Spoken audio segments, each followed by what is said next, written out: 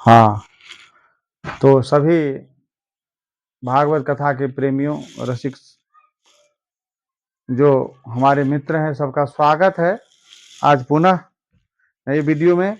और ये बात निश्चित है कि आप लोग इसको आगे बढ़ा रहे हैं, ये पता चल रहा है। रोज हमारे प्रेमी बढ़ते जा रहे हैं और जो नए लोग आते जा रहे हैं उनसे मेरा रिक्वेस्ट है, उनसे मेरा वो है कि आप भी अपनी कुछ सेवा प्रदान करें। बस इतना ही है कि आप इसको आगे बढ़ाएं, शेयर करें और इसको सुने। ये हमारा निजी अनुभव है, ये किसी कोई व्यासों की जो कथा आप सुनते वो नहीं है। यह भागवत कथा जो अपनी अनुभूति है, अपना ज्ञान है, वो इसमें आपको दिया जा रहा है। मेरा प्रयास यही है, जब तक संभव हो पा रहा है तब तक कर रहा हूं।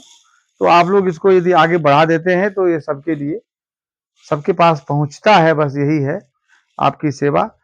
वो नारद जी वाली कथा चल रही है, भागवत जी एक चर्चा हम कर रहे हैं। कल जो आप लोगों ने वीडियो सुना था, नित्य प्रति हमारा जा रहा है। कल जो तो ये व्यासपीठ गुरुकुलम पर अभी डाल रहे हैं और ये चैनल कुछ ऐसा लग रहा है कि जैसे फ्रीज हो गया है या क्या है, नहीं कर सकते। यदि नया चैनल बनता है तो आपको सूचना दे दी जाएगी, तो आप लोग फिर ये नया चैनल बनाते हैं, क्योंकि फ्रीज टाइप का हो गया है। तो उसके लिए हम बातचीत चल रही है हमारी। कोई भी अभी जो आप देख रहे हैं व्यासपीठ गुरुकुलम, उस पर इसको आप देखिए और आगे बढ़ाइए। कोई बात नहीं, ये ज्ञान को आगे बढ़ाना है। चैनल का क्या करना है, चैनल से तो हमको नहीं लगता है कभी लाभ मिलेगा। आप लोग खाली ज्ञान को आगे बढ़ाइए, बस इतना ही करना है। हाँ, तो वो जो बाला थी, वो जो महिला थी, वो महिला और दो उसके बगल में अचेत पड़े हुए दोनों उसके पुत्र, और वो नारद जी को देख देख करके और जोर जोर से चिल्लाने लगी, और बाबा जी मुझे बचाओ, बाबा जी। नारद जी ने भी देखा कि मेरे को देख करके रो रही है और आवाज दे रही है, और 100 स्त्रियां पंखे झल रही थी कि चुप हो जा बेटी, चुप हो जा। लेकिन वो कहाँ रुक रही है, वो तो देख रही है कि मुझे ढंग का आदमी आवे चुप कराने के लिए, जिससे मैं अपना काम निकालूं। नारद जी पहुंच गए तो वो कहने लगी, ए साधु, ए बाबा जी, ए साधु जी, थोड़ा सा रुकिए, कहाँ आप घबराए चले जा रहे हैं, मेरी बात सुन लीजिए, मेरी चिंता को दूर करिए महाराज। आप लोग तो महात्मा है, आपके दर्शन से ही पाप दूर हो जाते। वो थोड़ी जानती थी कि नारद जी हैं, और जानती भी होती है तो वो थोड़ी कह रही है कि, ये कह रही है दर्शनम तब, तब मैंने तुम्हारा, तुम्हारा मैंने तुम्हारे जैसे लाल पीले कपड़े धारियों का, तिलक लगाने वाले का, जो बाबा जी जैसे दिखते हैं। न्यूज वाले साकार हरि को बाबा जी कहने लगा, आसाराम को बाबा जी कहने लगा, ऐसे रामपाल को बाबा जी कह रहा है। रामपाल सब बाबा है, लेकिन कह रहा है तो एक तो बाबा ये है नहीं, दूसरा कि जो नहीं है वो इनको भेष से, इनके कामों से लोग कहना शुरू कर देते हैं। खास करके आजकल तो मीडिया का जमाना है, मीडिया ऐसा बोलती है। उस समय भी मीडिया नारद जी ही थे, नारद जी मीडिया बन के सब जगह जाते थे। मीडिया मतलब माध्यम, दो जनों के बीच में कोई वार्ता पहुंचाने का बीच में माध्यम थे नारद जी।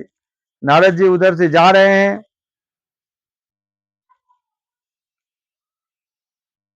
तो वो नारद जी का कपड़ा और वेश देख करके कह रही है कि तुम्हारे दर्शन से बहुत बार बहुधा तो वाक्य ना दुख शांति भविष्यति, बहुधा बहुसु धावती इति बहुधा, बहुत बार तुम्हारे वाक्यों से, तुम्हारे वचनों से दुख में थोड़ी ठंडक पहुंचती है। तो सभी आदमी एक दूसरे के श्राद्ध में मरने पर और एक दूसरे के दुख में कहते हैं, अच्छा कोई बात नहीं, ये तो भाग्य का है, तुम्हारा नहीं था, चला जाएगा। और सब आदमी अपने बच्चे मरने पर सभी लोग रोते हैं। और सब आदमी दूसरे को समझाने जाते हैं। आदमी का तो चमत्कार हमको समझ में नहीं आता, ये क्या बना रखा है, कौन सी बुद्धि है लोगों की।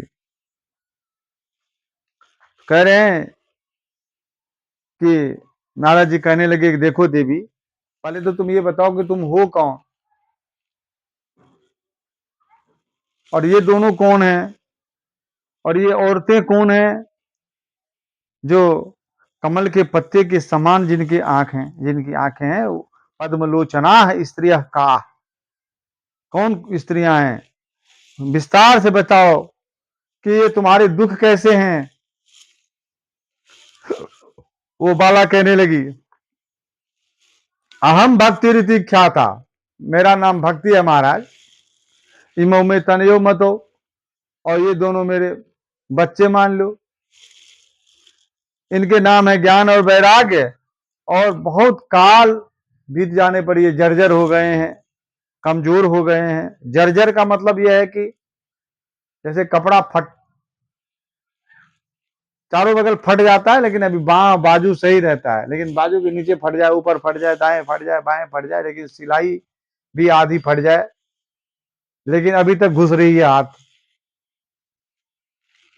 ऐसा कपड़ा जर्जर, मतलब त्याग करने से पहले तक की स्थिति। जर्जर हो गए ये दोनों। शरीर जब जर्जर हो जाता है तो आंख चली जाती है, बाल सफेद हो जाते हैं, घुटने खराब हो जाते हैं, पाचन क्रिया खराब हो जाती है, जगह जगह फोड़े हो जाते हैं, उठ नहीं बैठ नहीं, शौच होने लगता है बिस्तर पर ही, कफ थूक खखार सब निकलने लगता है बैठे बैठे, मल मूत्र जाने लगता है। मैंने देखा है जर्जर जब आदमी हो जाता है।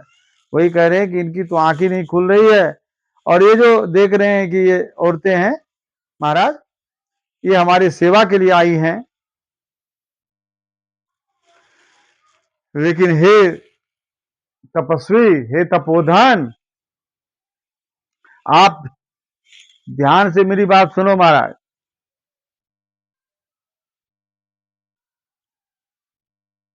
मेरी बात सब जगह फैली है, उसको सुन करके आपको सुख होगा। मुझे सब लोग जानते हैं, मैं द्रविड़ देश में उत्पन्न हुई। द्रविड़ माने दक्षिण भारत, साउथ इंडिया, और कर्नाटक में जाके बढ़ी। द्रविड़ का मतलब यह है कि ये जो हैदराबाद इत्यादि है, ये जो भाग है दक्षिण पूर्व का भारत, ये द्रविड़ देश कहा जाता है। और पूरा दक्षिण, पूरा का पूरा दक्षिण वो कर्नाटक है। वहां तो कोई बड़ी, वहां लोग बड़े भक्त हैं वास्तव में। और ये रामानुज इत्यादि जो विद्वान हुए, वल्लभाचार्य इत्यादि हुए, वो उसी साइड के क्षेत्र के हुए हैं। उन्होंने भक्ति को खूब बढ़ाया। मध्यकालीन भारत में भक्ति वहीं से बढ़ी है। 12वीं शताब्दी के बाद जो है भक्ति का प्रचार वहीं के लोगों ने, विद्वानों ने, संतों ने किया है। और कहीं कहीं पर महाराष्ट्र में, उसका नाम महाराष्ट्र क्यों है? महाश्चासो राष्ट्र महाराष्ट्र। वे लोग बड़े महान हैं, महाराष्ट्र के लोग बड़े वीर हैं, बड़े ही कट्टर हिंदू हैं, बड़े ही धार्मिक हैं, सनातन धर्म के लिए काम करने वाले हैं। और आज के समय में आरएसएस का वहीं से प्रचार प्रसार हुआ है। हिंदू सनातन धर्म की जो बातें हैं वहीं से, महाराष्ट्र से ही चली हुई है। भागवत जी में है कि क्वचित कहीं कहीं महाराष्ट्र में मैं फैली और गुर्जर में जाके जीर्ण हो गई, कमजोर हो गई हूं। लेकिन वहां जीर्ण होने का कारण ये था कि कलयुग का योग बहुत ज्यादा हो गया, घोर पाखंड होने लगा, और उसके होने से मेरे अंग भंग हो गए, और मैं दुर्बल होकर के बहुत चिरकाल से अपनों अपने बच्चों के साथ में वहां मंद हो गई थी। लेकिन हुआ सरकार ऐसा कि मैं वृंदावन किसी तरह से पहुंच गई और वहां जाकर के मैं नवीन स्वरूप वाली हो गई। कैसे आई वृंदावन? बस महाराज टोली आ रही थी, चली आई। लेकिन वृंदावन के बाद में बुढ़ापे से युवावस्था की ओर मैं आगे बढ़ रही हूं।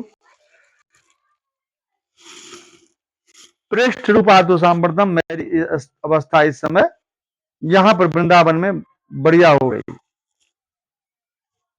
लेकिन महाराज ये जो मेरे बच्चे हैं ना दोनों, इमो तू सही तो मात्र, ये दोनों यहीं पर सो रहे हैं महाराज। इनकी आंखें नहीं खुल रही है।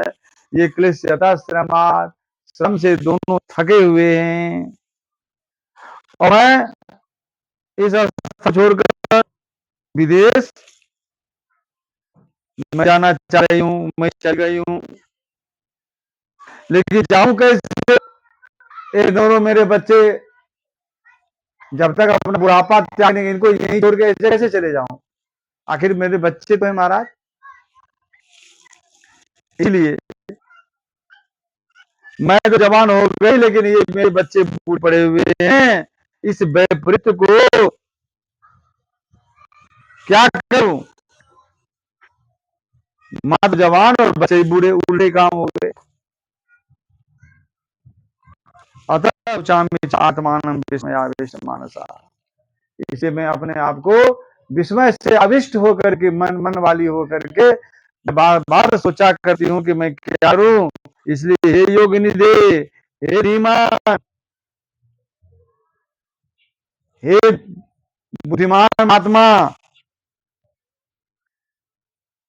या मैं कारण बताओ महाराज कि मैं कारण क्या है कि मैं क्यों जवान हो गई, ये बच्चे क्यों न बूढ़े हो गए, और मेरा क्या होगा, मैं किस तरह से मैनेज करूंगी।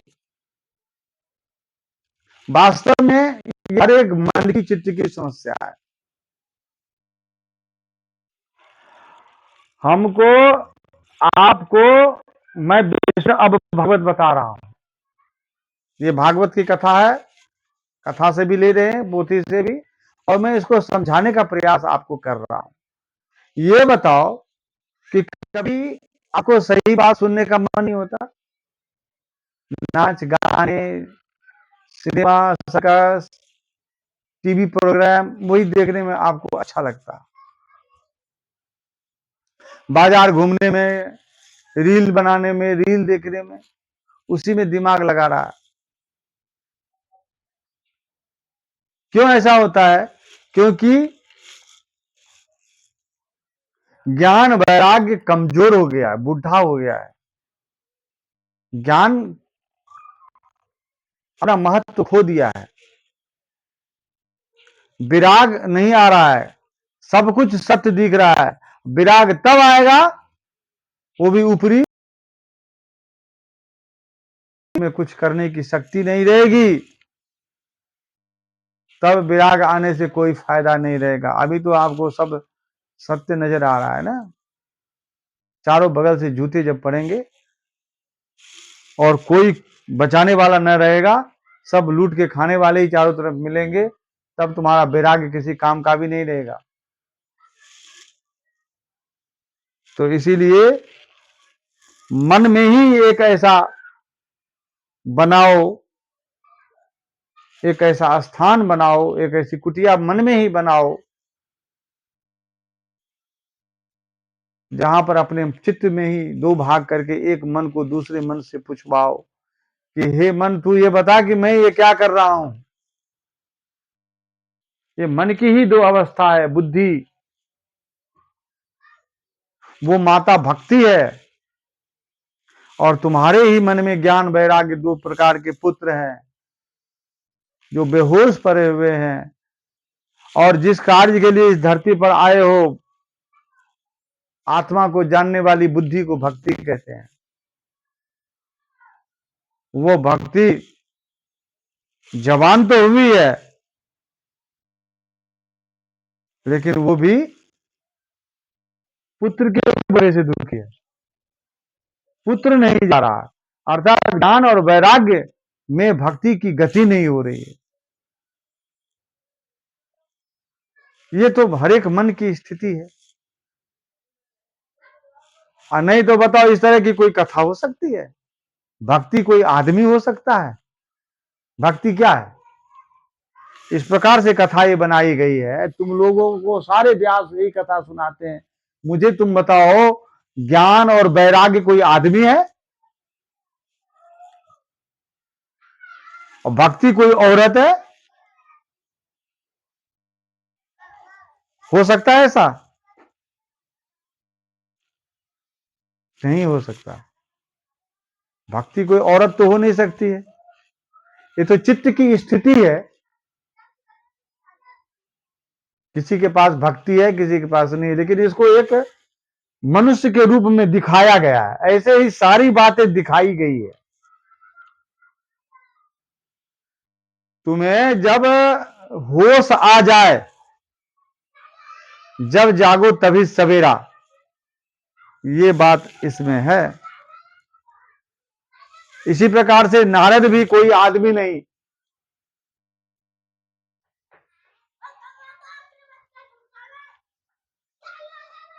नारद नाम का भी कोई आदमी नहीं। ये जितने भी देवी देवता जितने भी हैं, ये सब कोई मनुष्य नहीं है। मनुष्य की वृत्ति है, भीतर में जो वृत्ति है मनुष्य की, वो है। या कोई अलग से कोई वो सेटलमेंट नहीं है। ये बात आप लोगों को समझ में नहीं आती है। कहने से सब लोग कहते तुम नास्तिक हो, वो नास्तिक है, वो ऐसा बोल रहा है, वो वैसा बोल रहा है। नास्तिक आस्तिक क्या मतलब है? ज्ञान और वैराग्य कोई आदमी है?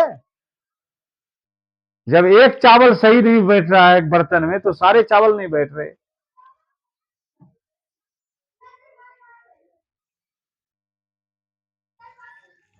ज्ञान नाम का कोई आदमी होता है? वो क्या ये दुनिया को आजकल नाम रखा है ज्ञान प्रकाश तिवारी, वो थोड़े है ज्ञान। वैराग्य शर्मा,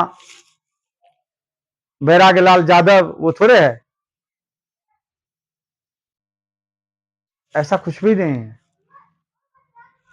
तो आप लोग सब समझने का प्रयास करो। नारद जी कहने लगे देखो ऐसा है देवी, ये मन की दूसरी वृत्ति है जो खोज करती है। मन की, अपने मन की, हमारे मन की वृत्ति है, आपके मन की वृत्ति है। नारद जो आदमी को आवाज देती है हमेशा, ठोकर लगने पर भीतर से मन कहता है, चित्त कहता है, चित्त का एक भाग कहता है कि बेटा अब भी संभल जा। लेकिन बेटा संभलने वाला कहाँ है? ये मन कहाँ संभलता है? ज्ञान और वैराग्य सोया हुआ है। सूत जी कहने लगे, नारद जी कहते हैं कि देखो भगवान तुम्हारी रक्षा करेंगे। क्या किया जाए? इन प्रश्नों का जवाब है क्या?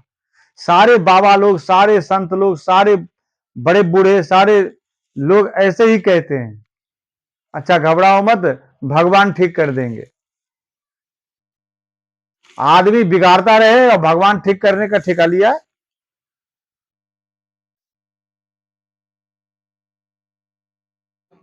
हम तो सारे काम बिगाड़े दे रहे, भगवान कहां तक ठीक करेगा?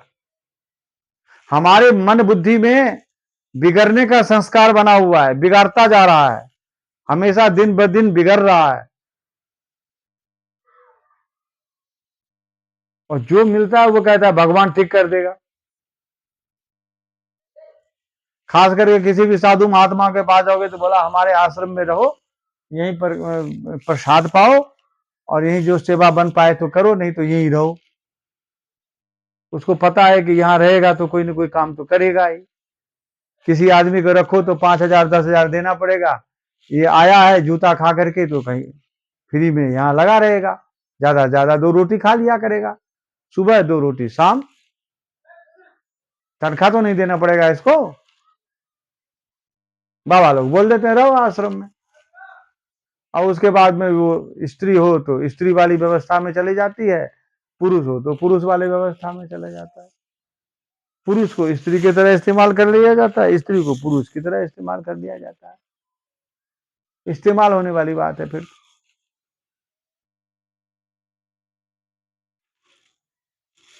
समय कलयुग का है। नारद जी कहने लगे, देखो देवी,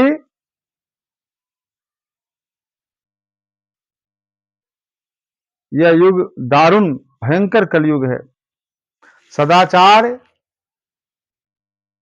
आचार विचार जो मनुष्य का होता है, आचरण, वो लुप्त हो गया है। योग, ज्ञान विज्ञान की पद्धति, सदाचार, तप, ये सब खत्म हो गए। जना अघासुरायन्ते, जना अघ, मनुष्य अघ और असुर स्वभाव के हो गए। किसी का कहीं रिदम नहीं मिल रहा है, किसी को कुछ भी कहो, सब अपने अपने राग में मस्त है। इससे केवल नुकसान और नाश हो रहा है, खराब हो रहा है, अच्छा कुछ नहीं बनता। सठता बढ़ गई है, दुष्कर्म करने वाले बढ़ गए हैं, जो अच्छे विचारवान लोग हैं वो दुख पा रहे हैं, और दुष्ट खुशी हो रहे हैं। और इस समय जो धैर्य धारण करके रह रहा, वही बुद्धिमान, वही धीर और वही पंडित है। इसलिए देवी, तुम तो धैर्य धारण करके रहो। वो तो औरत है, न बुद्धिमान है, न धीर है, न पंडित है। समझा रहे हैं औरत को, कह रहे हैं बुद्धिमान, धीर और पंडित। है कोई तालमेल? वो औरत औरत नहीं है, मन की वृत्ति है, इसलिए मन में अपने आप को समझाना पड़ता है।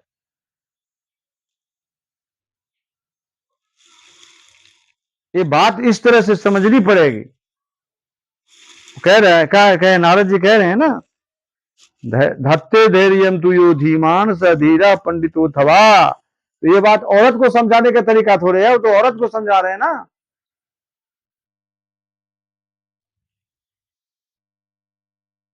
वो तो बात औरत से चल रही है, उस भक्ति से। मान लो तुम्हारे कहने से वो औरत ही है, तो औरत को आदमी कह के मान करके थोड़ी समझाया जाएगा। औरत का सॉफ्टवेयर अलग है। औरत और मर्द की बात नहीं है, प्रत्येक जीव के भीतर की बात है। और वो जीव भी क्या, पुरुष। पुरुष को भक्ति करना है, पुरुष को ज्ञान धारण करना है, पुरुष को वैराग्य करना है। औरत को इसकी किसी चीज की जरूरत नहीं है। औरत कभी भी भक्ति नहीं करती, कभी साधु नहीं होती, कुछ नहीं हुआ है, केवल लोगों की कथाएं बनी हुई है।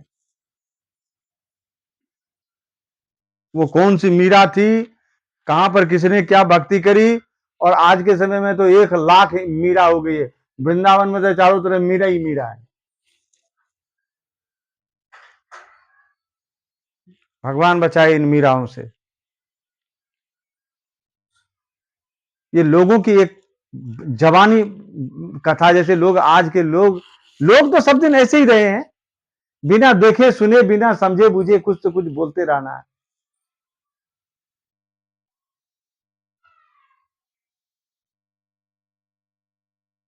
इसीलिए इन सब चीजों से बचिए। ये सनातन धर्म में केवल पुरुष के लिए व्यवस्था है। औरतों को सब ज्ञान पहले से ही है, वो जैसा व्यवस्था देखती है वैसा कर लेती है, उसी तरह से व्याख्या कर लेती है, उसी तरह से लोग समझ जाते हैं, लोग हाँ में हाँ मिलाने लगते हैं। क्योंकि लोगों को बस उसके ज्ञान से, बात से मतलब नहीं है, उसके शरीर से मतलब है। अपना काम जैसे बन जाए वैसे बना लेना है।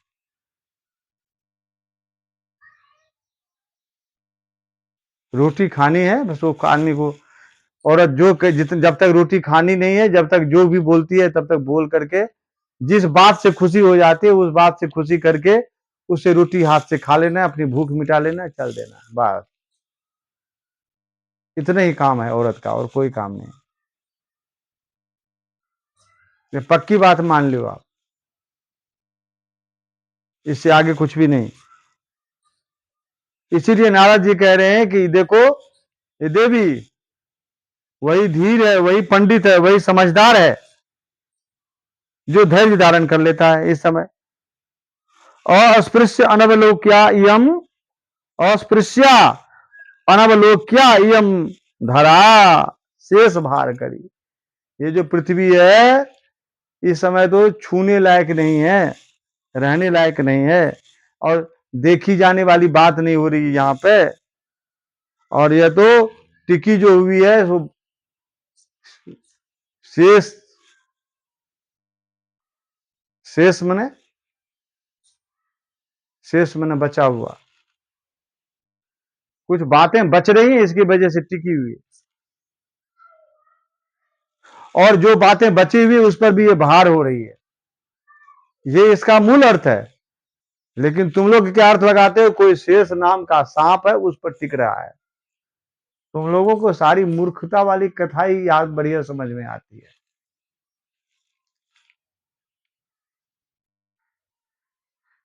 या कोई पृथ्वी का कोई, तुमको क्या नजर आ रहा है? एक सिलेंडर में 16 किलो वजन होता है, 14 किलो 200 ग्राम, उसमें हवाई तो होती है। और लोहा सिलेंडर, एक आदमी को उठता नहीं है सिलेंडर, कोई लात से धक्का दे के ले जाता है, तो कोई वैसे ले जाता है, कोई टेढ़ा करके ले जाता है, और उठाता है तो जो जिम जाता है वही उठाता है, इतना ताकत होती है उसमें, वजन होता है।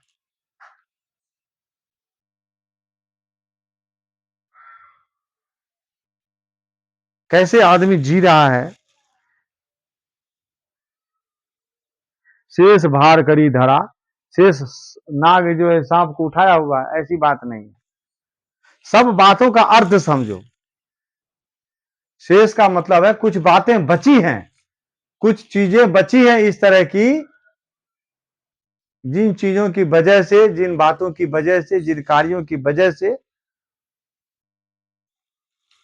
इतना नुकसान होने के बाद में भी फिर बच जाता है, क्योंकि बचा जाता है, कुछ तो बचेगा ही। पूरा मुर्दा जब जल जाता है, खूब अग्नि तेज रहती है, तब भी इतनी तो राख रहती है, उसको फुल्ला बोलते हैं, उसको गंगा जी ले जाते हैं ना लोग। और वृंदावन में यहाँ जो जमुना किनारे जलाते हैं, वो तो समझो आधी मछली की तरह पका देते हैं और जमुना जी में फेंक देते हैं। 1 मन 1.5 मन 2 मन 3 मन लकड़ी में उसको जलाते हैं, जले जले न जले सुबह कछुआ को खिला दे।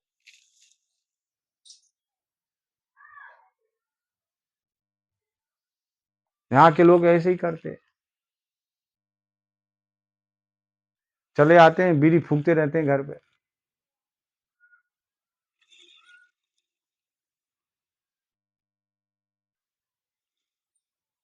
और फिर ऊपर से कहते हैं कि यहाँ तो बस भगवान ने कृपा किया हुआ है। सही बात है।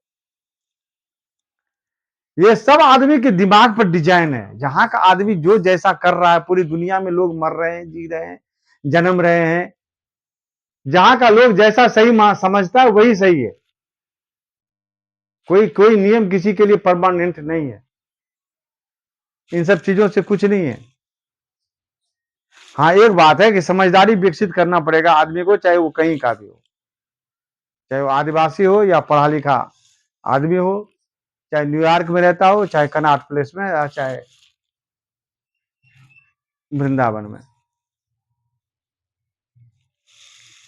शेष भार करी धरा, शेष भार माने जो बची हुई बातें हैं उस पर भी आफत आ रही है। इसीलिए हर एक वर्ष कुछ ऐसी नई नई घटनाएं घटती जा रही हैं, जिससे ये बात समझ में आती जा रही है कि कहीं भी मंगल नहीं दिख रहा है, कहीं भी बढ़िया कुछ नहीं समझ में आ रहा है। रोज ऐसी ऐसी घटनाएं, ऐसी ऐसी व्यवस्थाएं, ऐसी ऐसी सूचनाएं आती जा रही है, ऐसा ऐसा रिसर्च सामने आ रहा है, ऐसी ऐसी बातें दिखती जा रही है, जिससे लग रहा है कि सब ले दे करके एक ही बार में सब डूबने ही वाला है।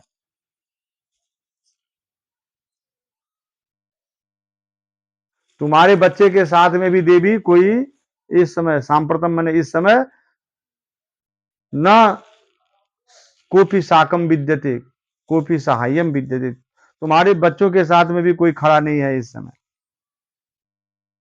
इसीलिए देवी तुम्हारे बच्चे बुढ़े से दिख रहे हैं, जर्जर हो गए हैं।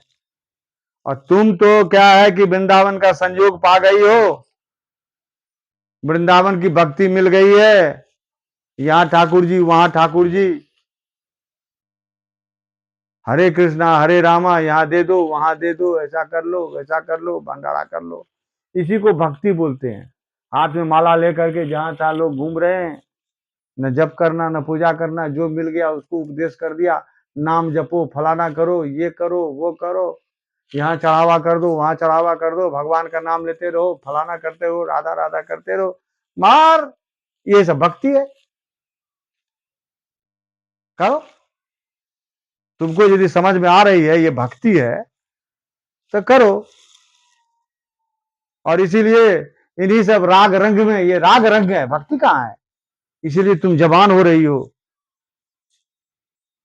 तुम तरुणी हो रही हो देवी। औरतों को ये सब हमारी माँ हमेशा कहा करती थी, वृंदावन बहुत अच्छा लगता है, जो आता है सबको अच्छा लगता है, सब चाहता है कि यही घर बना के रह जाऊं। तो यहाँ पर नाटक ड्रामा बहुत ज्यादा है, वो भक्ति है। झोली माला लेके चलते रहो, खाते रहो पीते रहो, गप करते रहो, भगवान का नाम तो ले ही रहे हैं, चलता ही जा रहा है। ये भक्ति है ना, यही भक्ति है ना, यही तो देखने में आता है। और तो मैंने तो किसी को देखा नहीं कि कोई भगवान किसी को गोद में उठा लिया, हमको तो वही दिख रहा है चारों तरफ। यहां से तिलक शुरू होता है नाक के आगे से और यहां तक जाता है पिछवाड़े तक। जिसकी जैसी तिलक तगड़ी हो वही उतना तगड़ा भक्त है, इसमें भी कोई दिक्कत नहीं, अपने पास तो कुछ नहीं है। हाँ, समझ जरूर विकसित हो गई है। इसीलिए वृंदावन सारे मिल करके यहाँ पर एक बने हुए हैं, चोर चोर मोसेरे भाई, इसीलिए ये धन्य है, सब मिले हुए। ऐसी इस प्रकार की भक्ति चारों बगल नाच कर रही है, नृत्य हो रहा है। किसी को समझने की जरूरत नहीं है, सब समझे समझाए। क्या समझना है, करना धरना कुछ नहीं, बढ़िया खाने को पीने को मिल रहा है, बढ़िया पहनने को ओढ़ने को मिल रहा है, बढ़िया घर द्वार गाड़ी घोड़ा सुख आनंद है, बढ़िया छुप छुप छुप के सब कुछ हो रहा है, लोगों को समझ में नहीं आ रही है। सरकार पुलिस प्रशासन पब्लिक सब कुछ चुतिया बना रहे हैं, क्या दिक्कत है।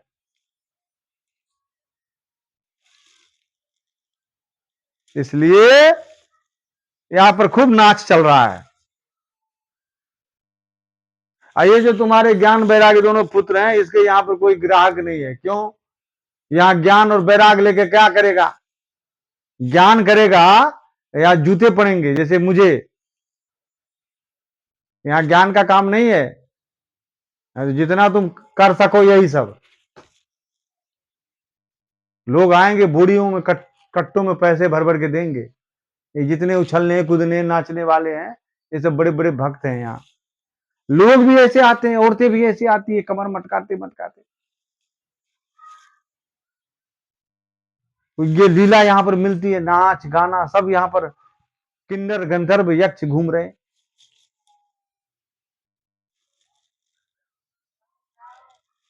ज्ञान वैराग का यहाँ कहाँ ग्राहक है, और इसीलिए इनके बुढ़ापा दूर नहीं हो रहे। ज्ञान वैराग का कोई ग्राहक ही नहीं है। किंचित आत्म सुखेन इह प्रसुप्तिर मन्यते अनयो। इनको ज्ञान और वैराग को यहां सोए रहने में ही इनको सुख हो रहा है। इनको आंख बंद करके पड़े वही अच्छा है, जगेंगे तो जूते पड़ेंगे इनको। ये है वृंदावन, यहां तो नाचो गाओ खेलो खाओ और आनंद लेते रहो। यहाँ श्री कृष्ण गोविंद हरे मुरारे, हे नाथ नारायण वासुदेव।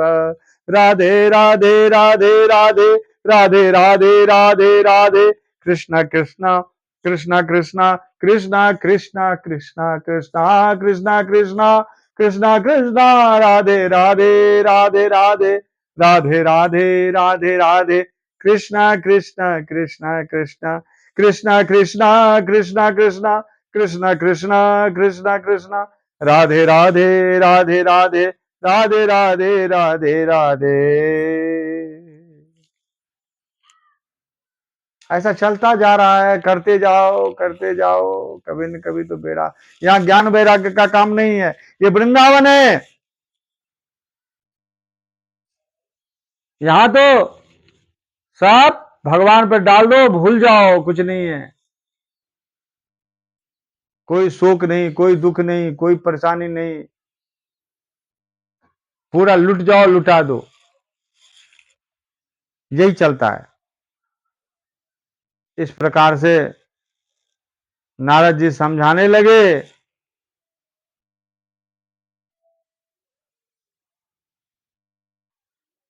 भक्ति रोती जा रही थी और नारद जी की बात सुनती जा रही थी, रहा नहीं गया। उसने कुछ कहानियां सुन रखी थी, वो बोलने लगी, महाराज इस अपवित्र जो कलयुग है, इसको राजा परीक्षित ने कैसे स्थापित कर दिया।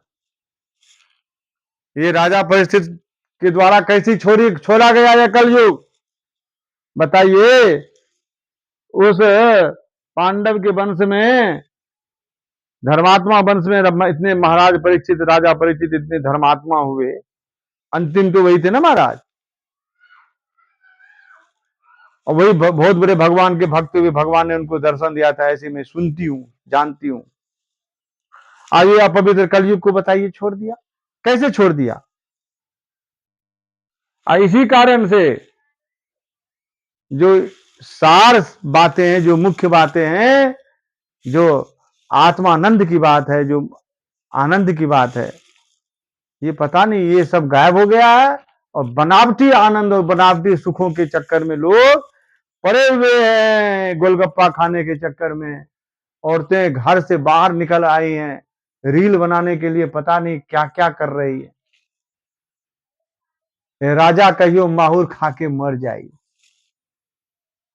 आ पियल न छोड़ब तो कछु कर जाई। और तुम कहते हो भगवान बड़े दयालु हैं, भगवान कैसे ये इस बात को सह रहे हैं, ये बताओ। भगवान कैसे देख रहे हैं। कथम ईक्षते, ईक्षते मने दृश्यते, हरिणापि करुणा परेन हरिणा अपि कथम अधर्म ईक्षते,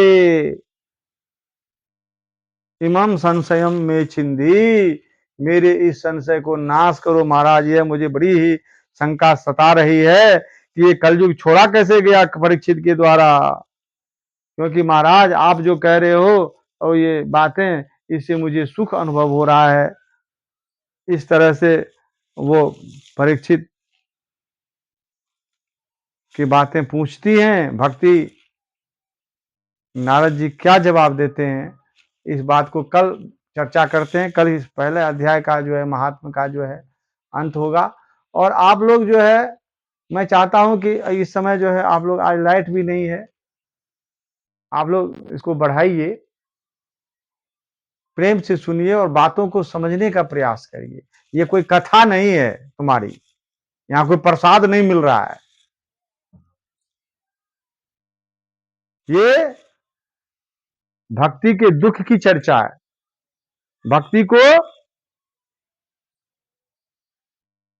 भक्ति के पुत्र ज्ञान वैराग्य का क्या हुआ, ये चर्चा है। तो इसी के साथ में फिर आज आप लोगों से मैं विदा लेता हूं। क्या बोलते हैं, आप लोग इसको आगे बढ़ाइए और राधा नाम के कीर्तन में लग जाइए। और सावन चल रहा है, वृंदावन आइए, मेरे नंबर पर संपर्क कीजिए। जैसा रूखा सूखा खाता हूँ, खूब रूखा सूखा खिलाऊंगा पिलाऊंगा, खूब वृंदावन घूमना, जितने दिन रहने का मन होगा रहना, सब तुम्हारा ही है। जय श्री राधे, जय श्री हरि।